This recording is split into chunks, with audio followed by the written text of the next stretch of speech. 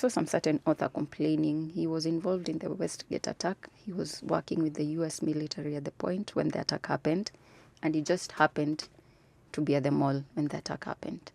So this person went out and released a statement. I'm going to publish a book, my accounts of how the attack happened.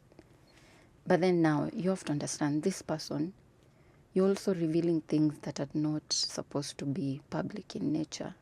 But now, as the media, when you're doing your commentaries and all these other things, you have to also factor in to what extent is this affecting this other person's life? Is this something that can substantially affect the daily operations of a person as is?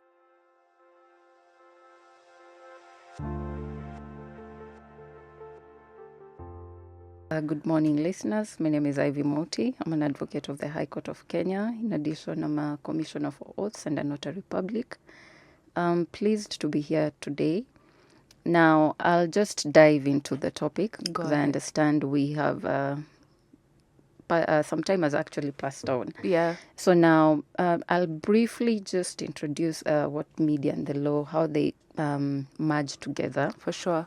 Yes. Now, when you're talking about media in legal terms, or rather from a lawyer's perspective, media and law are divided into three very broad divisions. Yeah.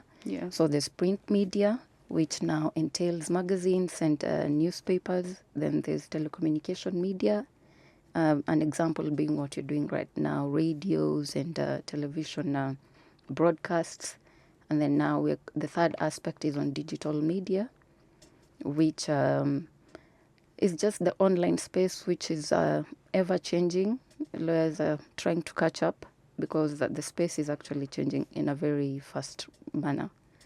Yes. So now that you have told us the types of media that we have, yes, we want to know what are the laws, what are the main laws that govern this media in Kenya? Oh, yes. Now, in Kenya, rather in any jurisdiction, the primary reference of law is the Constitution. So for our case, obviously, we have the Constitution of Kenya. Supplementing the provisions of the Constitution, we also have other legislations. We have the Media Council Act, number 46 of 2013. We have the Access to Information Act. We have the Kenya Information and Communications Act.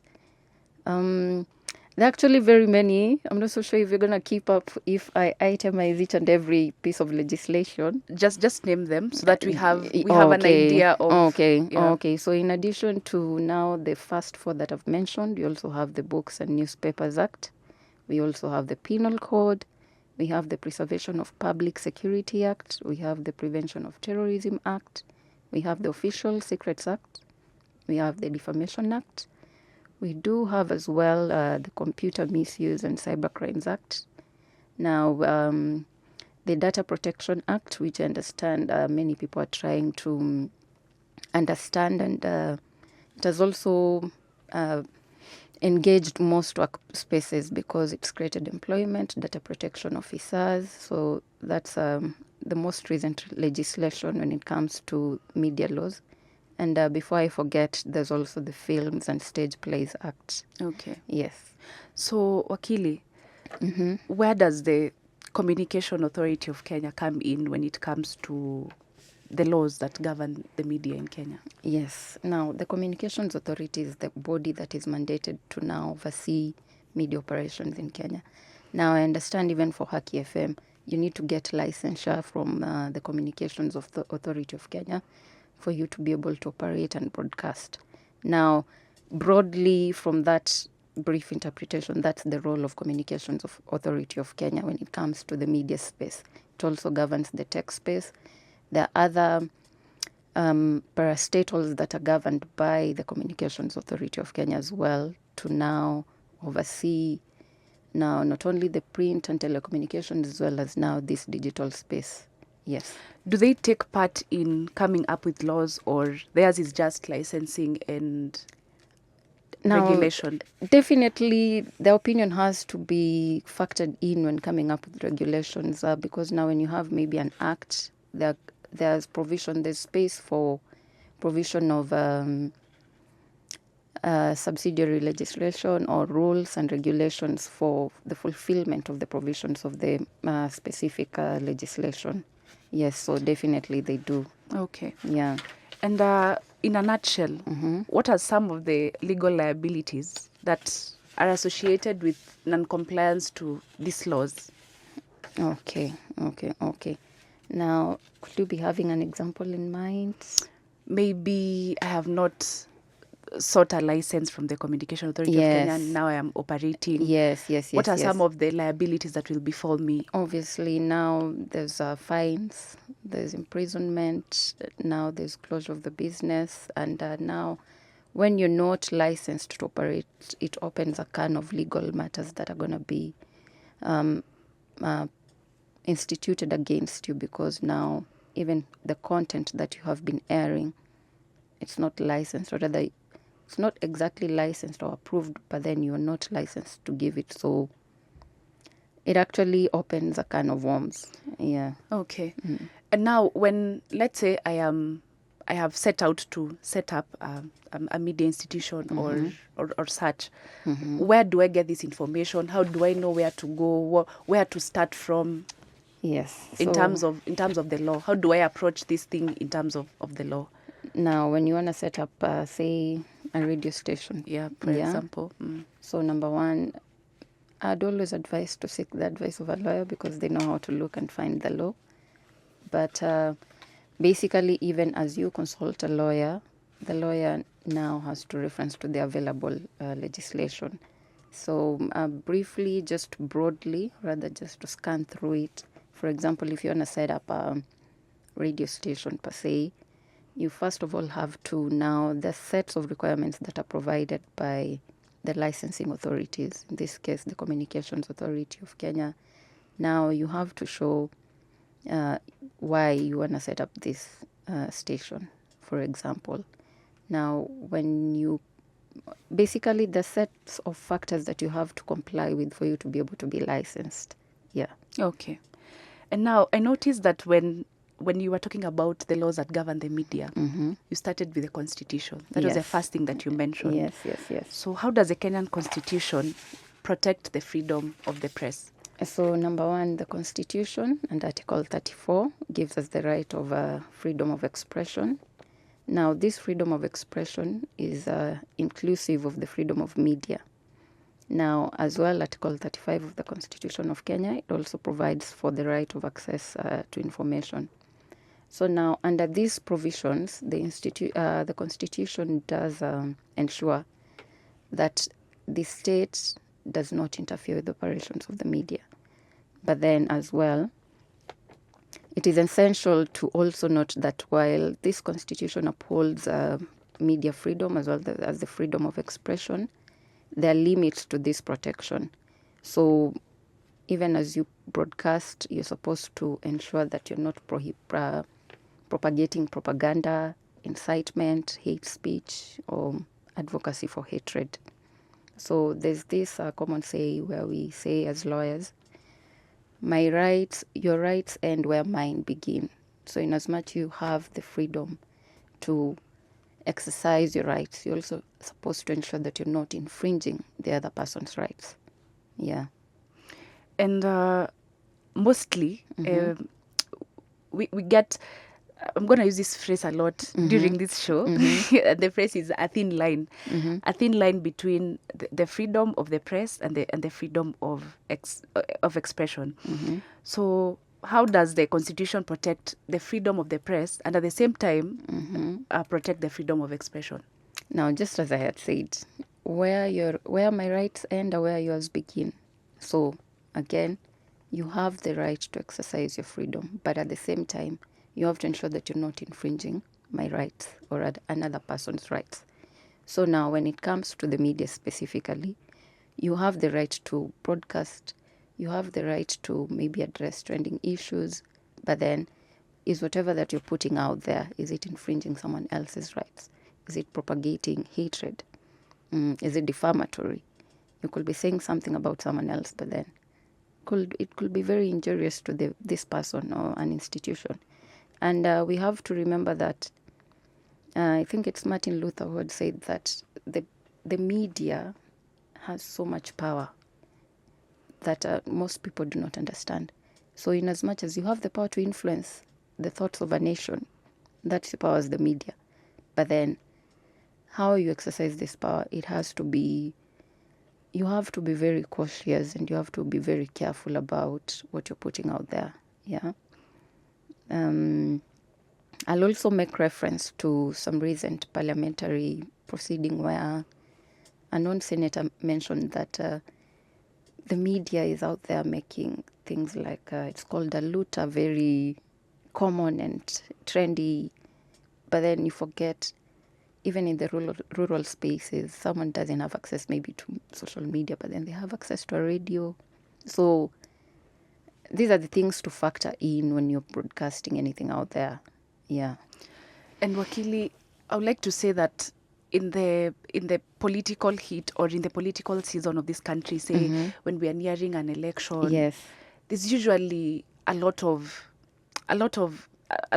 things going on in the media. Yes. And yes, often yes. media houses find themselves on the receiving end of these politician and political aspirants and being censored. And there was a time actually a few years back Yes. where TV stations were actually switched off. I don't know whether you remember. I know. Yeah. There was a national blackout. Yeah? Exactly. Yes. And everything went off. So what recourse is there for the media when such things happen? And remember, these people are in power. These people could be elected into that government where, Yes. Yeah. So what is the recourse for the media in this case? Allow me to plead the devil's advocate on this one. I don't necessarily advocate for censure of broadcast, but then you also have to understand as a nation now, even when it comes to how powers are put in place and how people exercise their authority, at times you also have to remember that there are social issues, there are social factors that are influencing how these powers to be exercise the authority.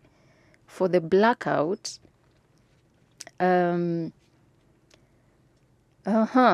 that one, I know there was the fear that there was the potential of violence exploding in the country. I think that's more of like some sort of reflex reaction.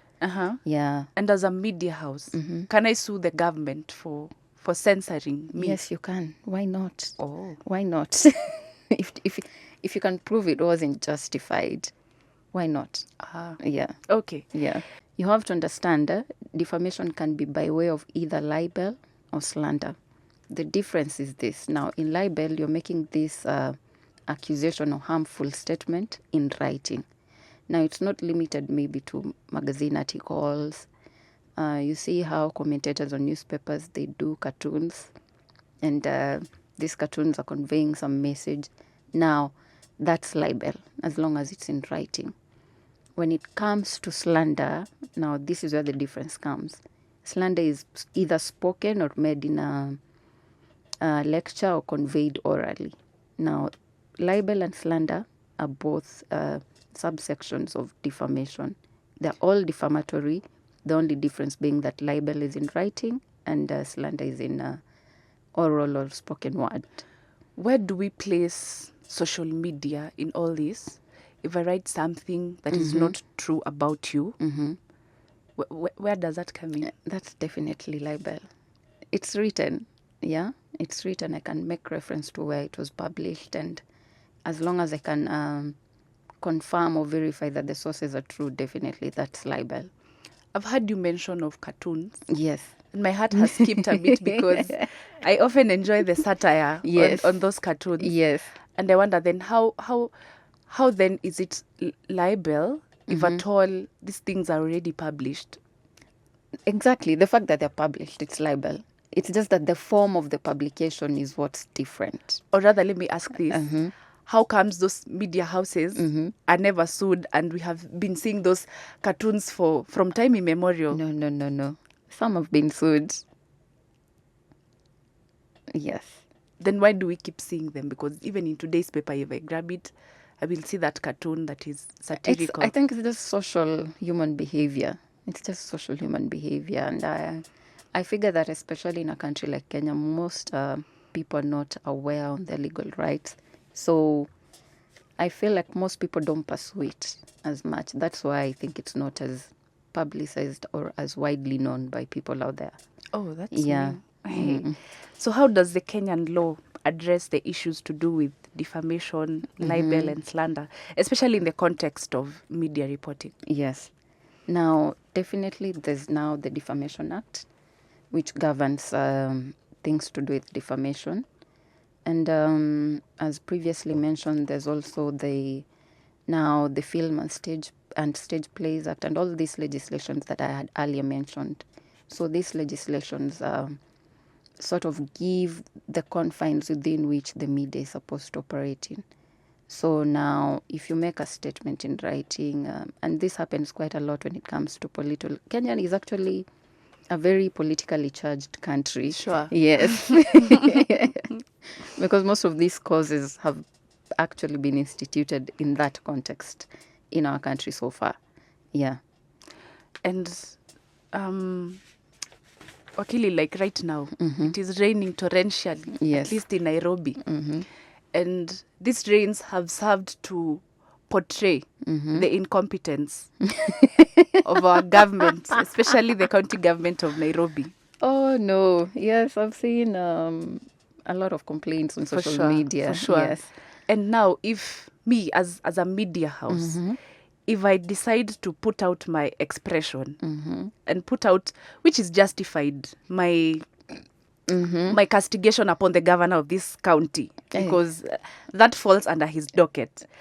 So where do defamation laws come in, and where do we balance between defamation laws and expression, especially with the need to protect individuals and public figures from reputational harm, because most of them find themselves on the receiving end of these things. Yes. Now, technically, from my understanding, what you're asking is, how does a statement or something become defamatory? For sure. Yeah. So as previously said, it has to be a false statement. Now, if it's something that's actually a publication or a statement that is not malicious, if the other person sees it to be malicious, but if it is true, then it doesn't fall under that ambit of being defamatory. You're publishing out there. Now, which is now brings about the issue of privacy of a person. In a normal and competent democratic society, each person has their dignity preserved in whatever capacity that they're being put out there. So now we can say, for example, the president is a public persona, but then you have to understand the limits of privacy or not. You're commenting about the president.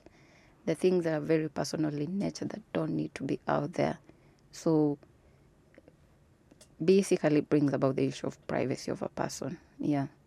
Why do I feel as though these rights mostly, what word do I use? They mostly apply to prominent and public figures? Not at all.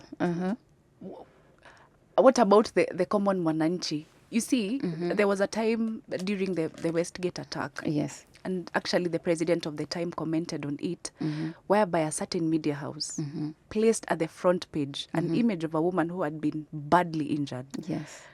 What is your opinion on that?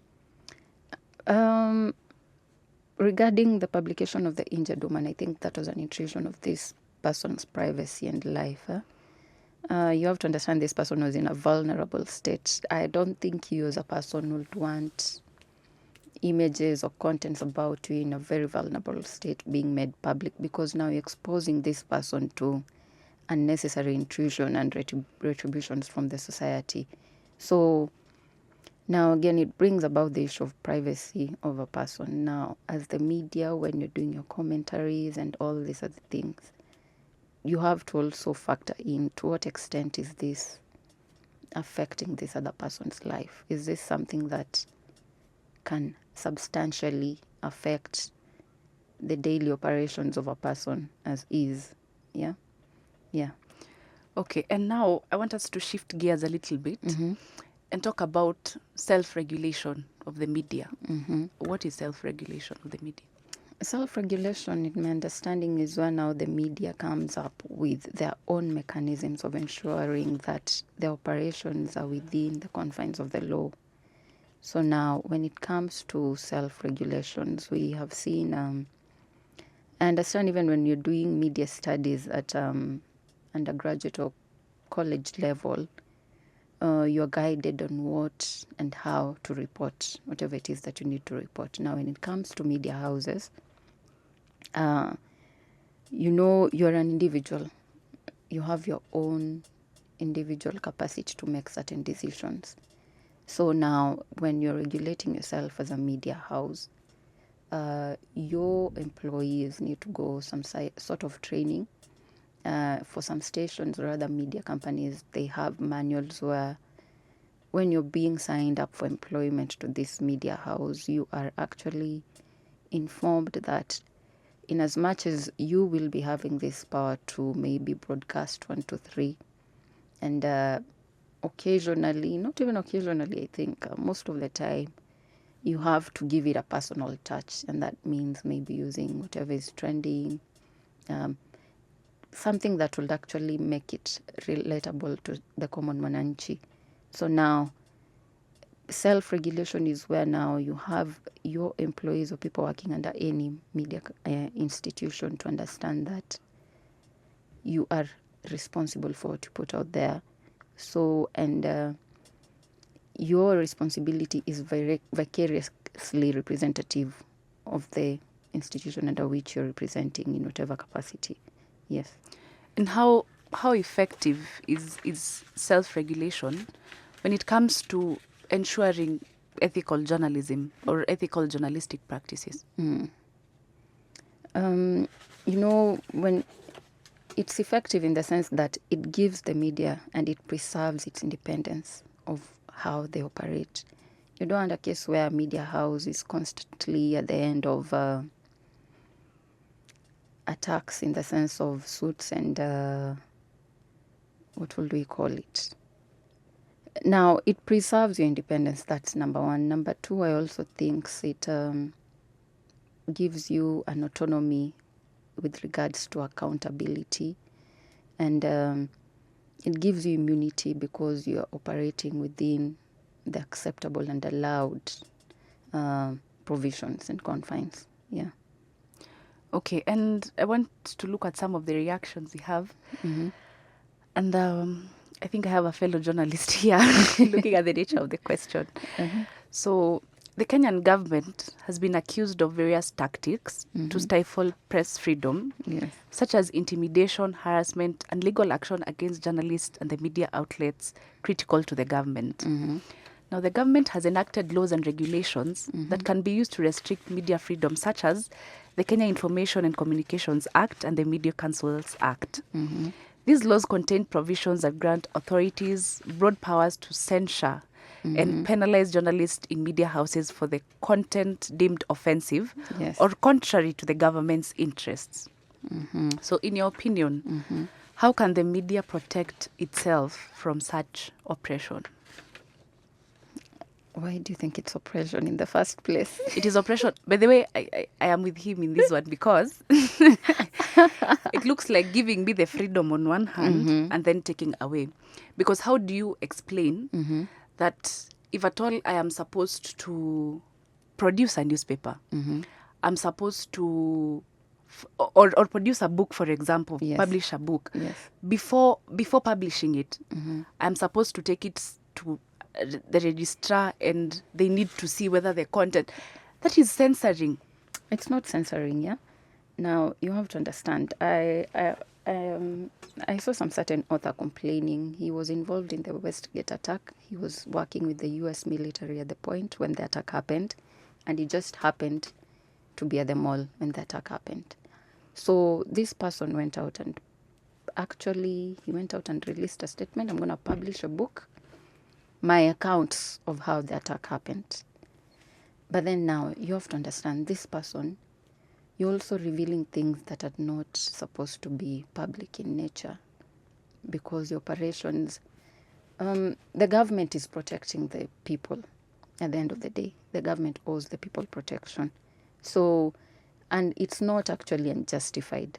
I'm allowing you to publish, but then it has to be, you have to understand there's information that's considered very highly confidential. Example, military operations. Now, if you want to proceed and publish a book that you're talking about the attack, the tactics you used in now, evacuating people from the premises, your military training that was applicable in this, you're exposing the state to some vulnerability. So that's how the government comes in play when it comes to media and publications. So it's not exactly limiting your rights, but then again, there are limits to what you can do. So it's the government also protecting itself and yourself as a person. But I feel the need to give an account of what happened on that day. No problem. And there have been many accounts of what happened. There have been many accounts. But then, for example, you're a military individual. You have to understand this person's account is not going to be similar to yours. You and I will probably say, I was just having coffee at the mall and I had gunshots. But this one will decide I had gunshots. The first thing I had to do was do this. But all this person is expressing out there is just the stages of training that this person underwent while in the military, for example. So do you want now maybe a terrorist? They're obviously going to be careful, yeah? So next time we're going to plan an attack, we have to ensure that we bypass all these stages that were part of this person's training. This is how this military operates. So, yeah. So, besides the grounds of security, do we have any other conditions under which I am not allowed to publish my information as it is, besides security of the people and then yeah? It actually revolves around security and protecting the people, technically. Now, you have to understand. Let's go back to the unfortunate events of 2007, the clashes that arose after the election results were announced. Now, you have to understand it was more or less of incitement. And how did this happen? It starts from one place, and if it happens at one station, I think the government is able to contain it. But now when we're human beings, there's euphoria where now this goes all the way. Now it becomes a situation that cannot be easily contained. So that's one of the parameters. They all revolve around security of the nation at large. Yeah. The civil society is very key in fostering human rights in any democratic space. So now when it comes to the media space and media law and operations of the media, I feel like in Kenya, what is really, really necessary is sensitization of the public on the rights that they have with regards to expression and the interactions with the media. Other than engaging in sensitizing, they can also engage in advocacy, engaging the media as well. Now, for example, you've just mentioned that the Kenya Information Act is oppressive to the media. In my opinion. In your opinion. It's a fair comment. Allegedly. Allegedly. Yes. So now, the other way the civil society can take part in this is by also advocacy campaigns and raising awareness, especially the media. You can also, by taking your concerns and what you feel is oppressive, they can also review the existing laws and identify areas of improvement, because the provision could already be there, but if it's oppressive, how can we amend it, or rather can we supplement it with another provision that will now enhance the independence of the media in the country. Yes. And at the end of the day, policymakers, they have the authority to enact laws that protect the media and ensure independence of regulatory bodies. So they can also, the policymakers specifically, they can allocate resources to support the implementation of these laws. Because, again, I think as we had earlier spoken, Most people don't pursue things that are related to infringement of rights where the media is involved, because they don't think they have some sort of recourse at the end of the day. So yeah, that's my take on that. Thank you so much, Wakili, for making time. Thank you for having me. We have come to the end of our discussion. Yes. You can share with us where we can find you, where you are located, in case we want more information, or even your services as a lawyer. Yeah. Number one, we operate under the firm of Mine and Mine LLP. We are located in Upper Hill at KMA Center, first floor, Block E. For social media, I just go by my name, Ivy Mouti. And I can also be reached via email. Right. Yes. Thank you so much. That has been Ivy Mouti from Minor and Minor Advocates. And we have been discussing on the media and the law. Thank you so much for your company. I hope you have learned a lot. We do this again tomorrow. Same place, same time. Take care.